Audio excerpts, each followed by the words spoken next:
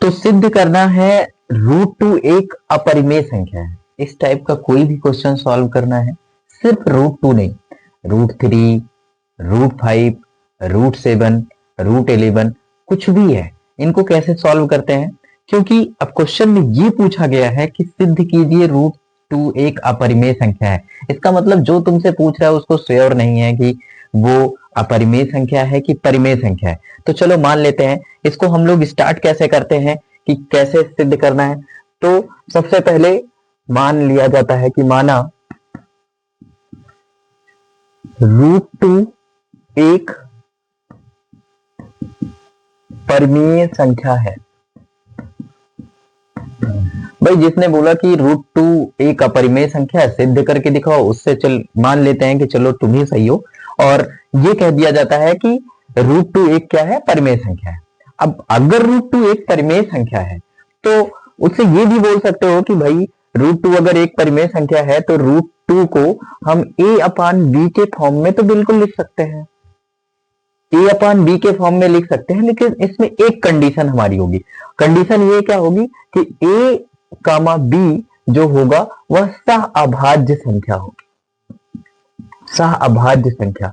अब ये सह अभाज्य संख्या क्या होता है, दो संख्याएं ऐसी संख्याएं जिनका जो उभयनिष्ठ गुणनखंड होता है वो सिर्फ और सिर्फ एक होता है, उसके अलावा और कुछ नहीं होता, बस इतना सा कंडीशन।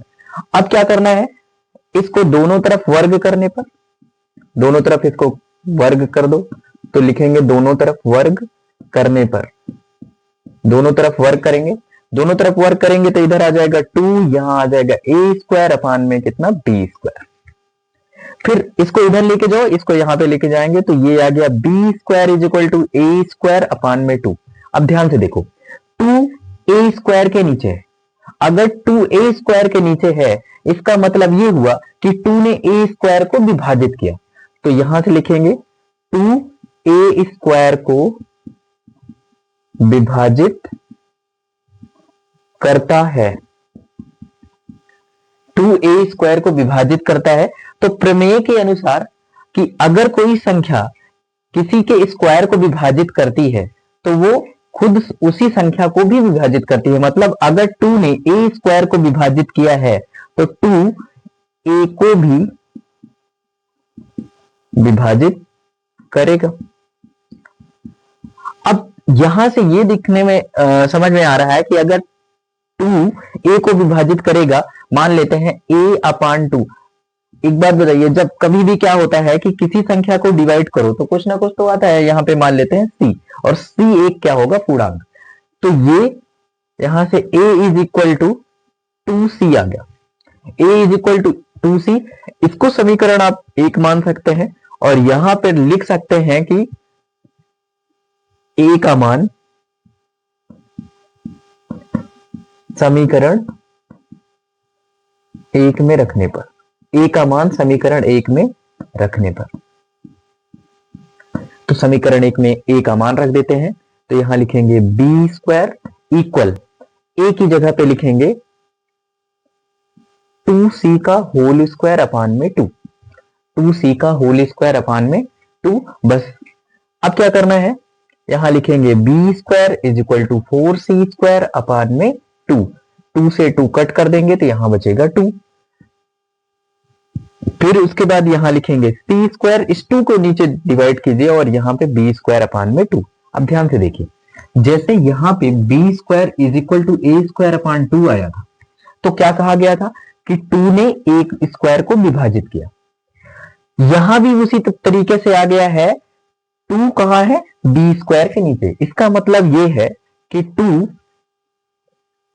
बी स्क्वायर को विभाजित करेगा, विभाजित करेगा। और अगर 2 बी स्क्वायर को विभाजित कर रहा है इसका मतलब क्या है, 2 बी को भी विभाजित करेगा। और अगर ऐसा हो गया तो ये तो विरोधाभास हो गया। हम लोग तो सहअभाज्य संख्या लेके चले थे, उसमें क्या था कि a और b का उभयनिष्ठ गुणनखंड केवल और केवल एक था, लेकिन यहां पे क्या हुआ कि ए और बी का एक और उभयनिष्ठ गुणनखंड हो गया, और वो कौन सा है? 2। इस वजह से हम जो मान के चले हैं कि √2 एक क्या है? परिमेय संख्या है, इसका विरोधाभास हो रहा है। इसमें एक बार जल्दी से देख लेते हैं क्या करना है। अगर कोई ये कहता है कि √2 को सिद्ध कीजिए कि कैसे अपरिमेय संख्या है, तो मान लिया जाता है कि √2 एक परिमेय संख्या है।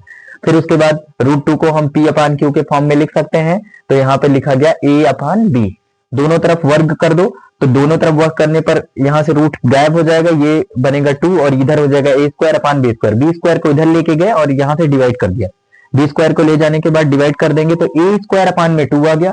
A² आने के बाद ये होता है कि 2A² को डिवाइड कर रहा है, तो क्या कहेंगे? 2A² को विभाजित कर रहा है। अगर तो प्रमेय के अनुसार अगर कोई संख्या क्या होती है, किसी के वर्ग को विभाजित करता है तो उस संख्या को भी विभाजित करता है, तो यहां से आएगा 2A को भी विभाजित करेगा। और जब कोई चीज विभाजित करती है तो कुछ ना कुछ पूर्णांक आता है। यहां पे लिख सकते हैं कि C एक पूर्णांक है, ये ऐसा मान सकते हैं। तो A बराबर कितना आ गया? C। अब इसको समीकरण 1 में रखने पर, यहां समीकरण में 1 रखा तो यहां से हो गया 4C², 2 से 2 कट कर दिया। अब फिर से क्या हुआ कि 2 ने B² को विभाजित किया, और अगर 2 ने B² को विभाजित किया तो एज इट इज इसके जैसा ही 2B को भी विभाजित करेगा।